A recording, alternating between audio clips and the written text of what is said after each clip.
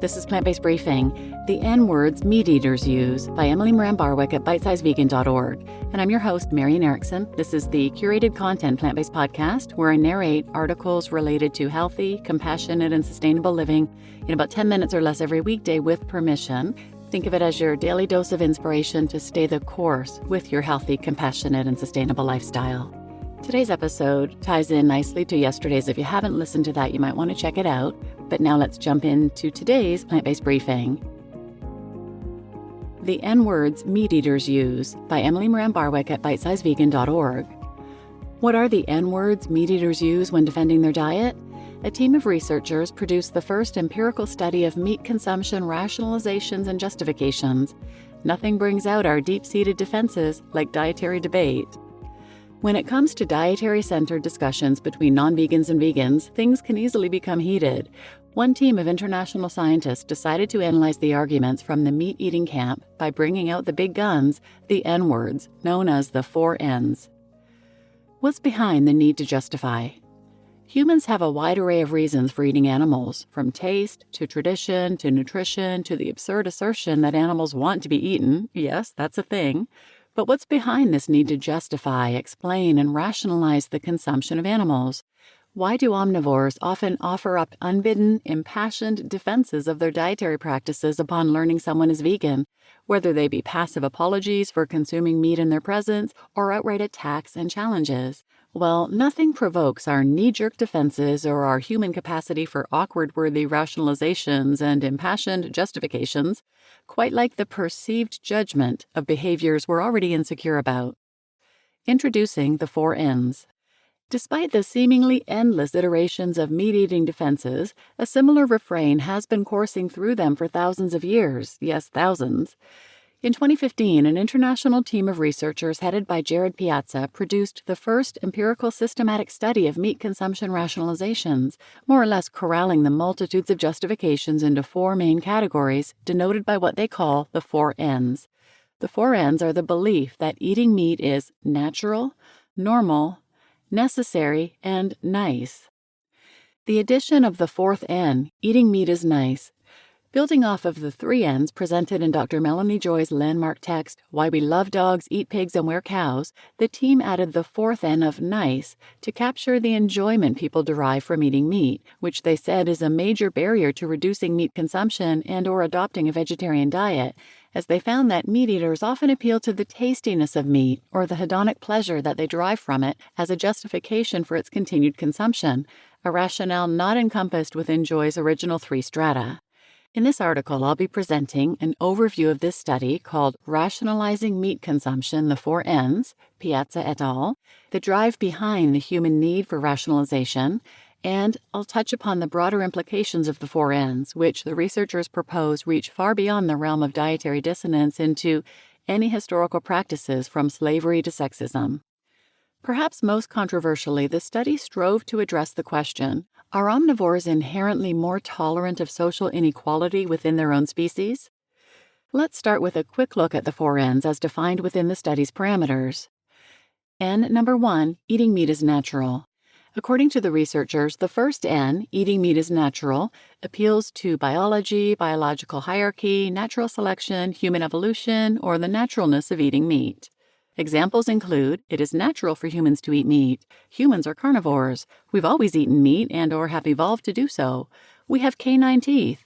Animals eat other animals, and animals are here for us to eat. And number 2, eating meat is necessary.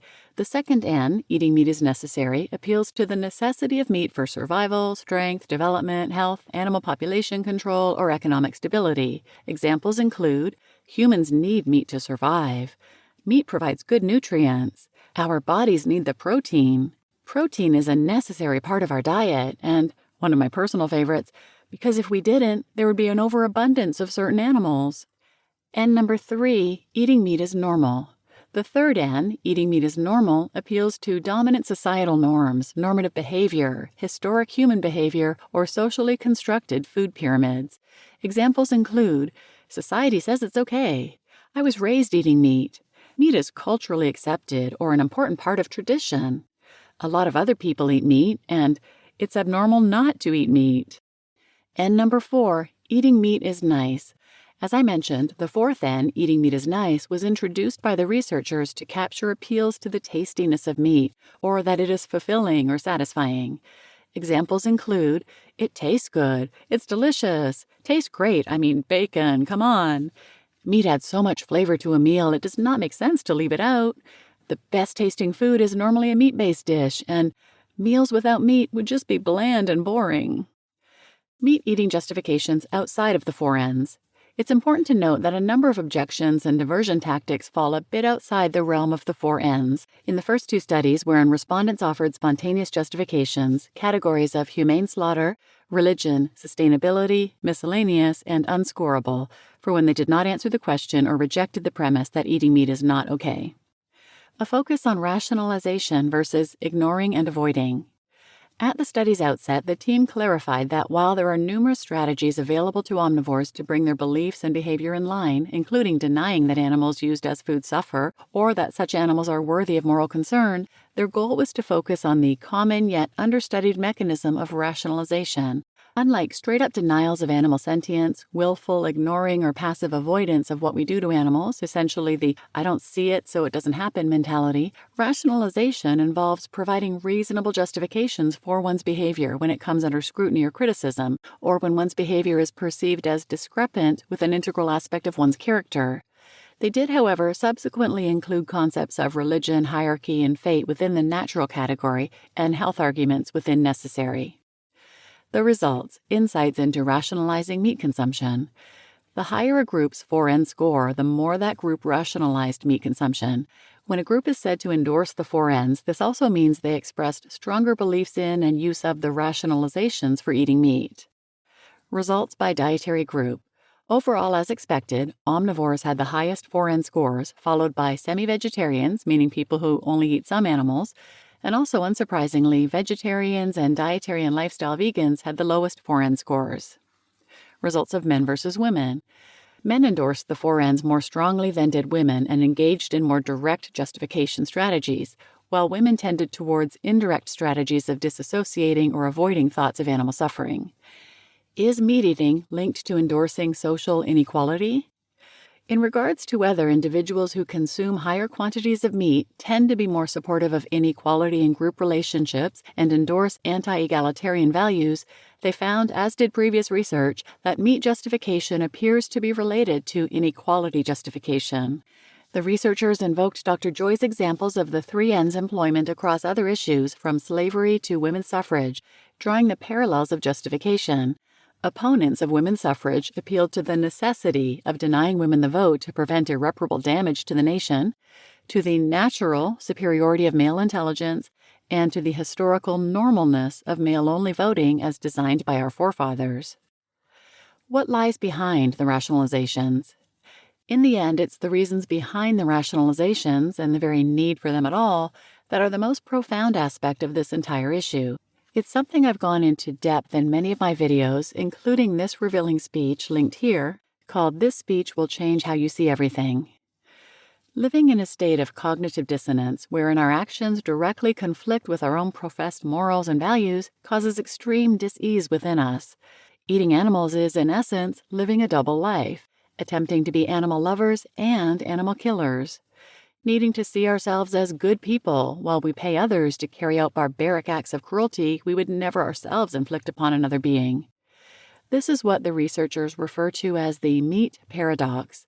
Omnivores are left with the choice of either changing their behaviors to align with their values by ceasing to eat animals and their byproducts, or manipulating their perception of reality in such a way that it at least appears that their behaviors align with their values. Not surprisingly, the majority of the world chooses the latter. Because changing our behavior when it comes to eating animals means confronting head-on our complicity. It means facing the horrors we've supported and vehemently defended. It means looking ourselves in the mirror with outright honesty. In the end, bringing up protein, desert islands, canines, tradition, the wisdom of the masses, and all the litany of rationales, justifications, and avoidances is by far an easier and safer choice. In reality, there is bliss in ignorance, for the ignorant. In closing, I hope that this article was helpful and perhaps even prompts the slightest moment of self-reflection at the aspects of our behavior we strive so ardently to justify. You just listened to The N-Words Meat Eaters Use by Emily Moran Barwick at bitesizevegan.org. And I'm your host, Marian Erickson. And speaking of cognitive dissonance, tune in tomorrow. I'll be reading an episode about vegetarians, and I'll link some related episodes in the show notes if you want to check out episode 765, How to End Injustice Everywhere, Melanie Joy's latest book, and 372, Dis-Ease of the Heart, The Psychology of Eating Animals by Dr. Melanie Joy. And please share this episode with anyone who might benefit, and thanks for listening.